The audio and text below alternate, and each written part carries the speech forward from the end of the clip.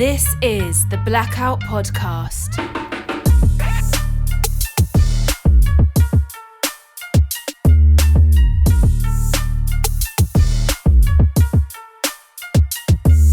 Hello and welcome to the Blackout Podcast, where I get to talk to amazing people doing amazing things. And today I have Andrea Tsang Jackson from Third Story Workshop. Third Story Workshop. Third Story Workshop. Thanks for coming to the podcast today. Thanks for having me. Tell me a little bit more about yourself. Sure. My name is Andrea. And I started making textile works about 3.5 years ago. Before that, I studied architecture. I worked in architecture and design for a while in a lot of different capacities. But I was in that world for most of my professional life. And then when I had children, I was at home for a little bit and I needed to create, essentially. So I started, I made quilts for each of my two babies. And then once they were a bit older, I started to delve into it a little bit more and be a little bit more serious about it. What started as a creative outlet has become my work and my business. And yeah. And Third Story Workshop? Yeah, Third Story Workshop. So when I was launched quickly into this world as a business, which was because I was accepted to the Halifax Crafters Society Spring Show in 2016, I was like, I need a business name. I don't have a business name to apply with. And in two of the houses that I lived in, I worked in the attic, which was the third story of my home. And this space, they were small and squishy, but they were kind of my own little haven and sanctuary that I could kind of escape to. People were like, Third Story Workshop, that, it refers to the attic, but it also refers to kind of my third baby, the third story that I kind of produced. Or I'm in the process of producing. So that's kind of where that name comes from. Oh, okay. Yeah. And, it didn't really, it's kind of a general name. It doesn't refer to textiles or anything specific, but definitely sounds like a creative place, Third Story Workshop.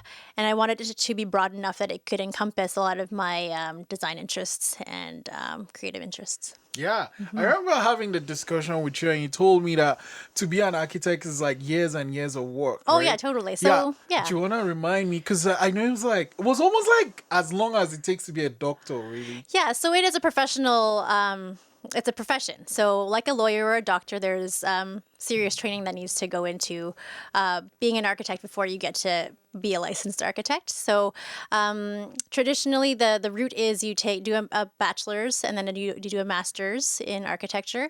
And then you write a series of hellish exams, sometimes up to 10 exams. Actually, and that, before you get to those exams, you actually have to work for 5,600 hours, which is roughly 3 years as an intern. Yeah, so, it's not totally, like a doctor or a lawyer, you got to do those things. Yeah. There's a lot at stake when you're an architect. There's safety, there's life, there's a lot of money. Building a public building it would be millions of dollars. So, as a profession, it's very regulated and yeah, it's a serious process. And I never went that licensing route. I think when I did my master's, I knew that I wasn't going to be an architect. There was a lot of things I loved about architecture and the education that I received as an architecture student. As a woman, it was difficult. At the time, it was, let's say, 15 years ago. It's changing now, but I knew that the life that I saw women have in that profession at the time was not appealing to me necessarily. Yeah. What kind of things did you see? Well, like a lot of professions, it was a lot of stress. A lot of dedication, which, is true of a lot of jobs, but it's a man's world in, construction, working with a lot of men as an architect, and being the authority over this group of men working for you it can be tricky. And balancing that with what I knew I wanted for a family would be tricky. So I had to choose kind of a path of my own. I knew that design and architecture were very important to me and would always be important to me for professionally speaking. But I knew that I wouldn't necessarily be an architect proper. I did do an education degree after that, a master's in education, because I knew the value of having design education, which really for me informed the way I look at the world, the way I see my role in the world as an agent of change. Being able to create essentially anything that I could imagine was kind of the essence of my schooling. An architect can dream up anything. And, if we're given enough time, resources, and will, you can pretty much make anything. And so, that I think was really important to me to understand how people learn through design education, whether that's a child or an adult. And it really informs what I do today, actually. Were there people in architecture that you saw that made you aspire to want to be like them, or what In did architecture? Yeah. It seems like worlds away, so long ago. Yeah. But I see people now. I can't give you names right off the top of my head, but I think the ability to make your own way is so important. And I think a lot of women in architecture have done so, and also have supported each other, and also had the support of their firms or offices, really promoting women as leaders in the industry. Has been really kind of inspirational for me, but also to say, I think part of being a feminist is being able to make choices, and having those choices available to every woman, but to choose the way that they want to structure their life around their work, or structure their life around their work, or have them exist in different ways in combination. So it has changed, and I'm encouraged to see that change, and want to kind of propel that change forward in what I do now. Sweet. And what do you do now? Okay, so now, it's also really hard to explain. But, I am a textile designer. I would say I'm a quilt maker, a quilt designer, an artist, a teacher, an author now, and so there's lots of different facets of what I do. So at the heart of it, I make quilts. They are modern quilts. There's a specific strain of quilting that I am a part of, and it's the modern quilting movement. And it is a lot of women, mostly women. There are men as well, but actually we have an international guild that runs conferences and education and competitions and challenges. Yeah. Yeah, Whoa. exhibits. So Okay. exhibits that are juried, and then there are judges that award winners and things like that. Yeah, and I remember you telling me that Quilts has a particular set of requirements it has to meet before it can be called a quilt. So what's a quilt exactly? Yeah, so the most strict kind of definition of a quilt is that it's a layered. It's got 3 layers to it. So it's we would call it maybe a sandwich, but it's got a top layer, a middle batting layer, and then a backing layer, and then they're stitched together, and that makes it a quilt. So a blanket. So you can differentiate a blanket from a quilt. If it doesn't have those 3 layers, then you could legitimately call it a blanket. And if it does have those 3 layers, then you would call it a quilt. Okay. Yeah, and so often people think of the top layer as pieced together, like tiny pieces of fabric that are stitched together, which is yes, one of the ways that quilting is expressed. But also there's whole cloth quilts where it's just one piece of fabric on the top and one piece of fabric on the bottom, and the stitching lines that hold the batting and the top and the middle and the bottom layer together. The quilting design is what makes it a quilt. Is those 3 layers sandwiched together. Yeah. And so you said you made what? Did you make the first time you made your quilt was when you had your first child? So that was in 2011, and I knew that I wanted to apply some of the graphic design skills that I did have from my my work to making something special for this new baby. I didn't know if it was going to be a boy or a girl, and I just kind of did a little bit of research, not a lot. But I knew I wanted a gray color, a yellow, and an orange color. And those back then, even just 8 years ago, were quote unquote modern colors. A lot of quilts we think about or imagine in our heads when somebody says, I make quilts. There's a lot of beige and dark reds and dark blues and things like that. But I like brighter I like using brighter colors, and I wanted to have a gender neutral baby quilt for my first baby, and that was the first one. It looked actually very traditional. It had what we imagined it like a grid kind of layout. There was 12 blocks that were this pretty similar except for one, and had borders between each block. And then borders around the whole thing. And that's a very traditional way to approach quilts. The second one I made for my second baby was a lot less traditional. Actually, I brought it. I forgot to set it up. But we can do a B-roll of that. Yeah. So you might want to cut that part out and work around that. But it was made with all solid colored fabrics. Oh, okay. Yeah, so I'll start that part again. So the second quilt I made was for my second baby. I thought it was going to be my last quilt. But what I discovered were all of these solid fabrics. And I made one modeled after a digital artwork by Andy Gilmore. And he does a lot of digital work. And so I'm thinking of Andy Fillmore, sorry. Oh, yeah. Rhymes with Andy Fillmore, but it's Andy Gilmore. Yeah. And so it was all these little triangles. And they were in this massive grid, and there's probably hundreds of colors in there. And I was like, would make an awesome quilt. It would make an awesome quilt. So I was like, I'll make one for my second baby. It's going to be, I've had to kind of bounce around between what was available at the fabric shop and then what I what I saw on the computer. So I layered it all in Adobe Illustrator. And then it ended up being over 2,000 triangles in 25 different colors. So it took me 22 months to make. Yeah. So by the time the baby quilt was done, I had a toddler, right? So he was 15 months old.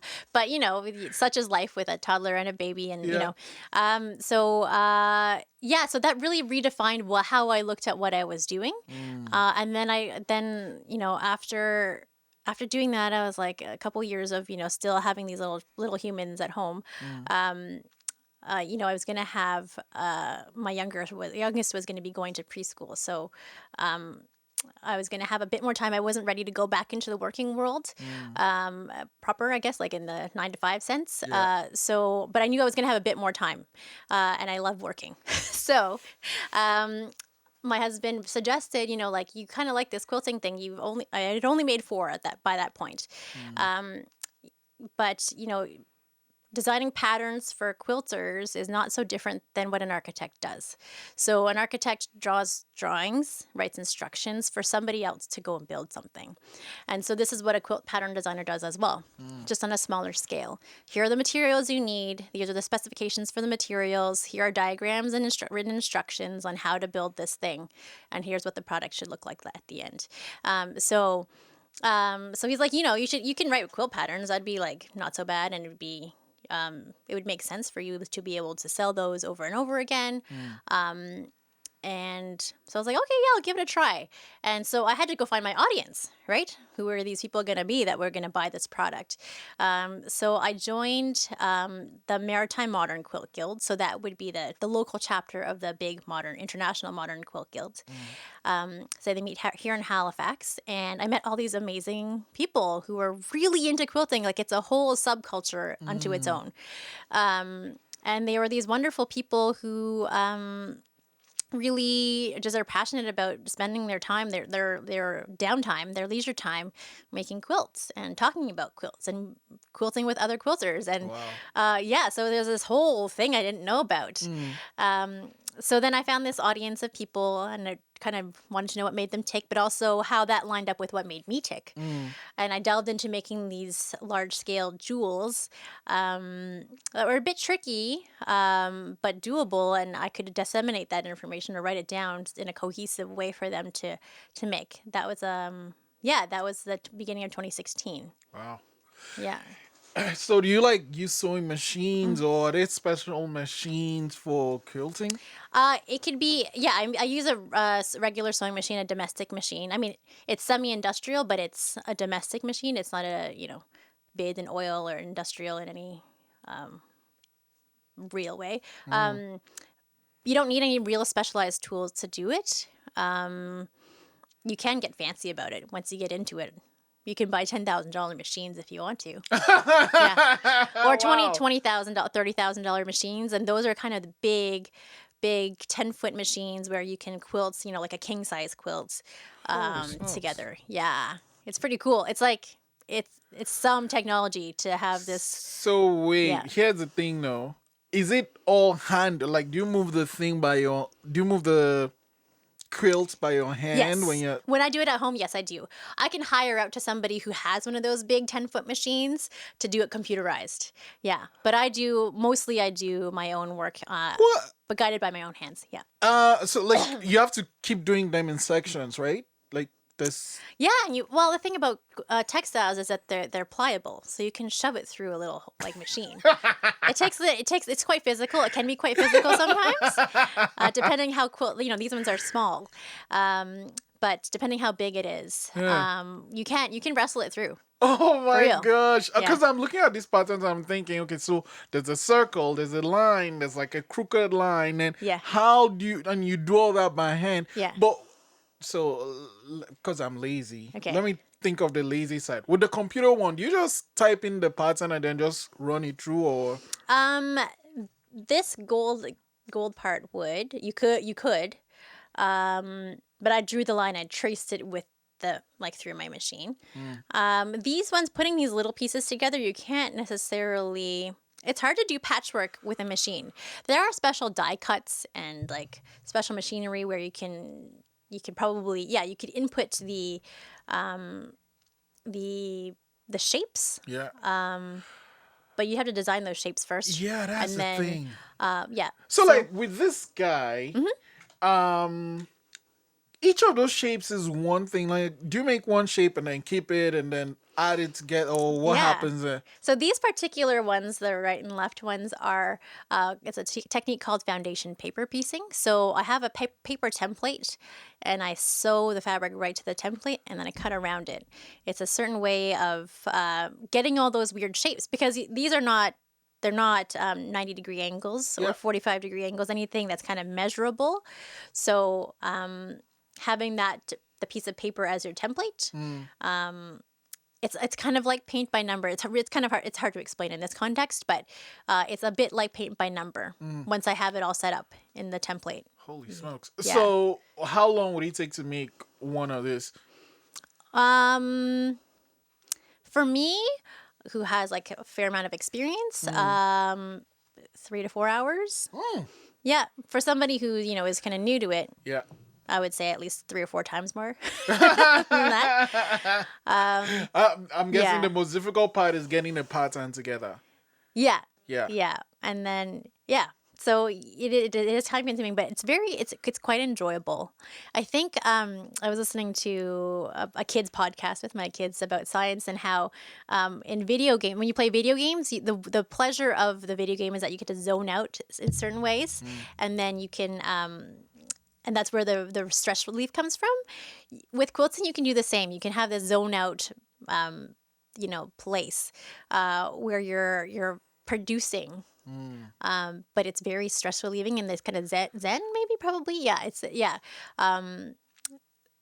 so I think it's weird how quilting can be like video games, but it's stress relieving. A lot of people really find this hobby to be really rewarding because of that component of it. You have these people who have probably can be very stressful day jobs.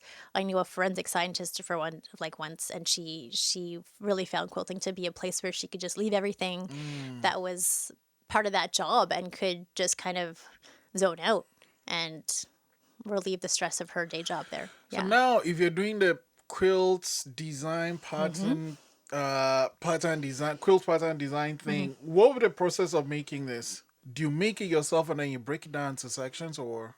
I design it on the computer first, and then break it up. Ideally, I write the instructions first before I make the first one.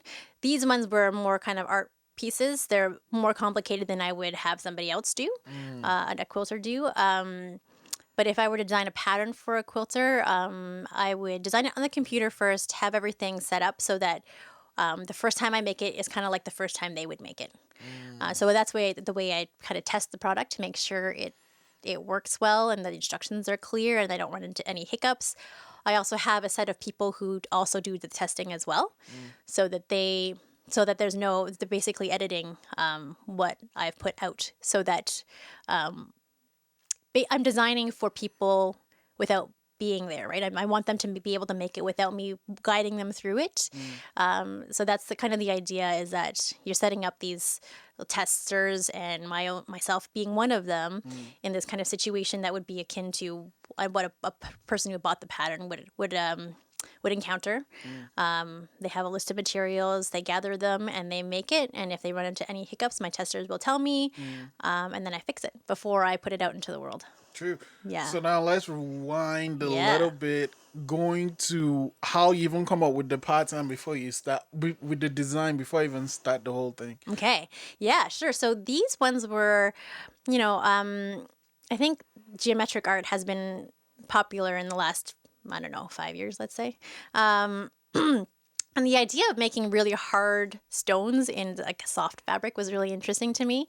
And blowing such something that's very small into something that's larger was also interesting to me. So those two contrasts kind of drew me to that aesthetic. And also the geometry of it.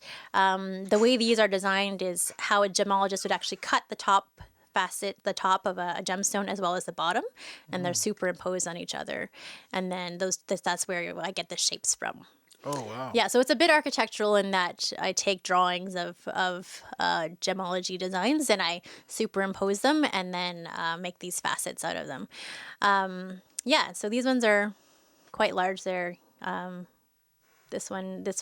I called them posters at the beginning because they're quite graphic in nature. And so it's like 25 inches by 25 inches.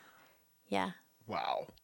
Okay, so now you go to the Modern Quilting Guild, the local chapter, meet all these amazing people.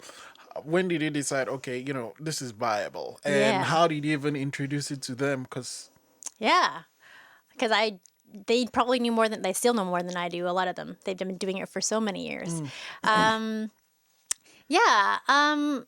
This particular set was actually where I started. This gemology set is where I started because one of the ladies in the guild wanted to apply to this Halifax crafters show as a collective to show people what modern quilting was.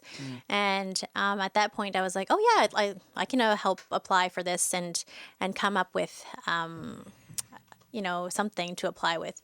So I came up with the gemstones, and then I realized I had a cohesive collection of items that I could be on my own with. So when I applied on my own, I got in and then started this third story workshop thing. And it's kind of taken taken on so many different things since I started from that point. But at that first show, I really realized how little people knew about quilting. Right? Yeah. But we all have an idea of what it is. Like, we all have an idea what it is. And generally what it looks like is, elderly women sitting together around a frame having a quilting bee. And they're like stitching something by hand together on the same thing. I don't know. Is that what you imagine when you think of quilting? Pretty much. Yeah. Okay. So, yeah, like it is that, but it's not that. That whole community aspect, that's totally relevant and true today. Yeah. It just looks a little bit different because we have social media. A lot of quilters kind of congregate around social media, especially Instagram, especially in the modern side of things. So, and then we work together all across the world to make quilts together by just like, hey, there's this charity organization that needs them. Or, when there was a mosque shooting in Quebec City a couple years back, the Montreal chapter put a call out to the Canadian guilds, or even all guilds around the world. Like, we're putting these quilts together for the victims of that tragedy. And so, like thousands of quilters just banded together and we made 49 quilts for these people suffering in Quebec City. So it is that, right? It is those people around a frame working together, but it just looks very different now. The colors are different. We have technology that's different, or we have skill sets that are different, interests that are different. So it's modernized, it's changed. The modern quilting movement is different. So when I was interfacing with the public about this, they were like, "What? These are quilts? Like, I never knew that quilting could look like this." It became part of my mission as an artist to let people know what quilting is and what it can be, versus what they think it is. Yeah. So that's kind of a thread that's been constant throughout this whole journey since 2016. I continue to talk about that. And we can talk about maybe the residency I had at Pier 21 2 years ago. That was specifically one of the things I wanted to do was to be in a public setting, be able to create a modern quilt with visitors from that museum, and then also to be able to talk to them about what modern quilting is. So this particular quilt project was a part of a residency there. I was at the museum a couple days a week, and I was making. They weren't sewing anything. People were choosing some fabrics and ironing them together with a fusible kind of material, and they would talk to me about their family's immigration story. So whether that was a French Canadian whose ancestors came 300 years ago, or somebody whose grandmother came in the Second World War, stories like that. I would collect the stories and collect their block that they made. We called the little units blocks, and I made it into a 10-foot by 10-foot quilts.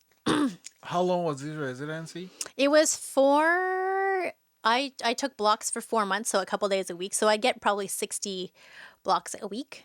Wow. So the end result was 1,200 blocks that I sewed together, and it was a really, really rewarding experience as an artist to be able to work with people, really drawing out their stories and really being a facilitator of their experience at that museum, which I'm, in my former life, I worked in museums as well. So it was neat to wrap it all up in that project. And yeah. What did you call your project? That was called the Here and Elsewhere Bee. So, a bee, alluding to those women around a frame, and also how bees work today. But also knowing that people are very rooted here, or they're a majority of people in Canada come from somewhere else. Yeah. So that was why it's called the Here and Elsewhere Bee. So now you do the Halifax craft side things. You're part of the guild. When did you decide to actually you hold workshops? Yeah. So when did you decide you decide you're going to do it, but then how did you put it into, how did you bring it to life? Okay. I did not decide that I wanted to do workshops necessarily. I do enjoy teaching. It's a really, really great way for me to connect with people. There was a new shop around the same time that I started quilting more seriously, Patch Halifax. So that's on Roby Street. So this independent fabric store. And so they asked if I would teach some classes there. And so I started there. So I started locally. And the way I teach now is also I travel to teach. So because quilters, there's only so many of them in Halifax, right? there's a limit to how many I can teach necessarily. There's other great teachers in town too. But the Pier 21 quilts went to a show in Pasadena, California, in 2018, and it won an award there. And so other guilds in the modern quilt, other chapters of the Modern Quilt Guild got to see that quilt, hear the story of it, and wanted me to come speak to their groups about it. So in the last few months and moving forward, I'm teaching in various places. So this past month, I was in kind of southwestern Ontario. Next month, I'll be in Ottawa. I've been in Montreal and Toronto. And then, next year I'll be teaching a webinar actually to a guild in California. Oh, nice. Yeah. So, so there's lots of different ways that this kind of community has a network of people that are very interested in this kind of work. And the book. Let's talk about the book. Yeah. So, these were first artworks that I had created in 2016 for sale, right? Like, as an artist, here's my work. I would like you to buy it, right? Right? Well, however naive that is, whatever. It's fine. But I would have people be like, oh, do you have a pattern for this? So then I started actually delving into the pattern writing and things like that. And I had 4 small patterns that I independently sold on like Etsy. And a publisher approached me last spring and said, like, are you interested in writing a book? And I was like, what about? Maybe? I'm not sure. And they were like, well, gemstones and quilting are trending. And I was like, what? How do you know about these quilting trends? Well, they have like, industry shows, right? So they know what's going on. So I was like, oh, okay. Sure. Sure, I'll write a book. It was quite a process, and it was a faster one than a usual book project would take. But I think I had a good idea of what I got myself into, and I knew it was going to be fast. So I signed a contract last June and handed my part in November. Wow. And then That's a super quick turnaround. it is. A little bit Did you crazy. have time to do any of these things while you were doing the book, or was it just all No, on the it was book? pretty much all the book. Yeah. I was wrapping another crowdfunding project, which we can or cannot. It doesn't matter if we talk about it. But I had another big project on my own that I was working on. But it was mostly the book for that period of time, as well as, like having a life. Like, being kids and all that. Yeah. Oh, wow. But so that's the kind of that cycle that I was talking to you earlier about was that I had these artistic works that I was putting out, and then it gained sort of a momentum of people wanting to learn about it, and then which became teaching, which is now a book. So the book will be out in the next couple months, and it's ready for pre-order now, you said? Yeah, it's ready for pre-order on Amazon and on Chapter's website. So the book is called Patchwork Lab Gemology. And so, yeah. Did you come up with the name or? Not a little bit. Gemology was the term I used for this collection of works. But there's certain ways that the publisher knows how it's going to perform on SEO if somebody's searching for gemstone quilting or things like that. There are, parameters, marketing parameters around the title of a book. So, which is fine. I wasn't really married to anything, and I want it to be the point of having a book like this is to make it accessible. Yeah. So people can find it and use it. I mean, and it's their job to kind of know how to get the books to the people that need the book. Yeah, so part of getting a book deal, I guess, is having an audience of your own. So I started building an audience in 2016 when I had that first show, Halifax Crafters show, a publisher does look at what your numbers are, unfortunately. Your work can be amazing. Yeah. Like an artist's work can be amazing, but if there's a part that an artist has to play in the marketing for it to be a viable project for a publisher to take on. And talking about your following, how did you grow it? Because you have like super great following. And not just the numbers, they are engaged too. Yes, they are very engaged. That's the matter of like a lot of like relevant hashtags, having other people in my industry share my work. But there's nothing fast about it. There's nothing fast about it. Some people you think like skyrocket from like 0 to 10,000 followers in the matter of like months, but it's taken me three and a half years to build.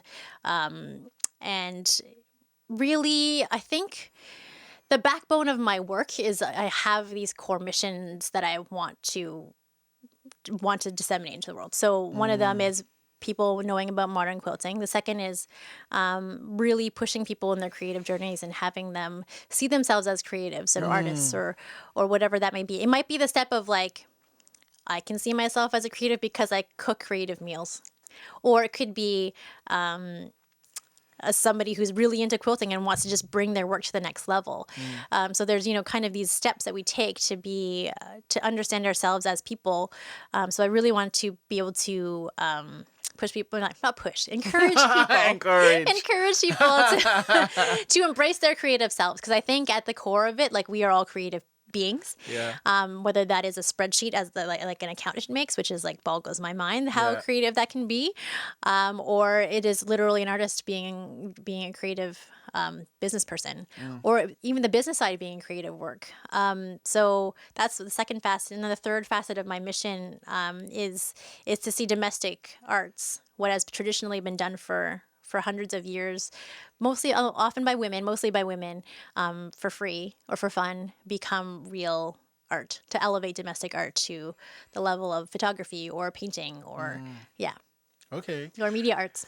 That's awesome. And how do you feel about, the journey you're taking towards achieving these three missions? I'm starting to realize that, in the 3 years that I've been doing this, how much I need to focus on the long game, especially when you get wrapped up in social media. You're like operating from post to post or week to week or whatever. But really, I need to think in years. If I'm going to have a sustained practice for hopefully a decade, 2 decades or more, I really I have to really focus on my long game, so that being able to think like, if I want to do an exhibition in 2 years, that I have to start thinking about that now, or in finding, a venue and funding and all of that stuff, kind of being able to work in that kind of timeline versus in what looks like very, very fast. What for some artists it seems really fast, that they've exploded onto the scene, and they've in a short months or years, they've made an international splash, or that kind of mindset, versus just being like, I'm putting my time in, and it's Great. Wow. One thing actually that just came to mind, you do all these things, but you're also a wife and a mom. How do you make it all? How do you handle your time? My time. Yeah. That's a good question. Sometimes not well, but prioritizing rest is a lesson that I'm trying to learn. We think a lot. Another image. Okay, so when you think of an artist, when somebody says, I'm an artist, and what image comes to their head is something like toiling in the middle of the night and just like working through ideas, and just like their hair is all like, right? And and that's kind of it's an impossible reality for me. Like, I can't be up in the middle of the night if I want to be available to the people that I care about, emotionally, physically present, and mentally present for them, is that I have to actually sleep at night. So it's a part of being very disciplined. And I'm not that great at it sometimes, but I try to be. And also having a supportive spouse, partner, and he's has his own work to do. But, both of our work is important to us, and both important to each other. So, there are times when, he's going to be the one that's working a lot of hours. And then there's sometimes I'm going to be away for stretches of time teaching, and just being able to balance that and give and take, and also say, I can't compare myself to a 22-year-old who has, all the time. Right? They could stay up till 2 a.m. Yeah. And the consequence for them the next day would not be as dire, right? They have to feed themselves, clothe themselves, get themselves to work, maybe.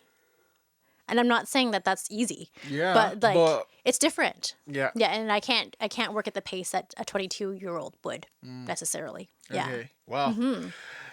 Okay, I'm gonna end it with this question, Andrea. What's next? What's next? So I'm looking to do a little bit more deep artistic work, and that sounds like but in the past couple of years, I've worked really to help other quilters become better quilters or advance their skills. And so I think I need to go back into a cycle of creating my own work. Yeah. next in August, I'll be going to New Brunswick for a residency there at the Living History Museum there, the King's Landing, which is through... King's Landing. Do you watch Game of Thrones? No. Oh, well, so that's the name of a place from the film. That's why I'm like, Okay. King's... Anyway. Well, I can pretend it's that. It's through the New Brunswick College of Craft and Design. Okay. So I'll be there for a week with a collaborator that I've worked with before, Alyssa Cluitt of Keep House Studios. She's a surface pattern designer, screen printer, and we'll be working together. She's going to be doing natural dyeing, and we'll be doing that together. And then we're going to be doing some patchwork, like quilting work, together as well. I'm really looking forward to just spending time without distractions, just to create. And yeah, I'm looking to do a few more things like that in the next few months. Awesome. So hopefully I'd like to have you back. Maybe then we'll have a copy of the book. Maybe then you're working on a new book. Yeah, maybe. Maybe. Thank you very much for coming in today, Andrea. Thanks.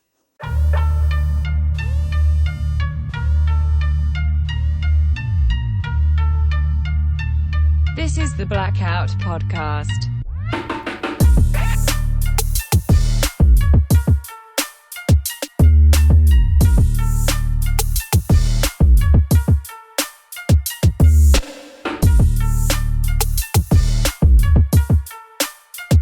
Thanks for listening.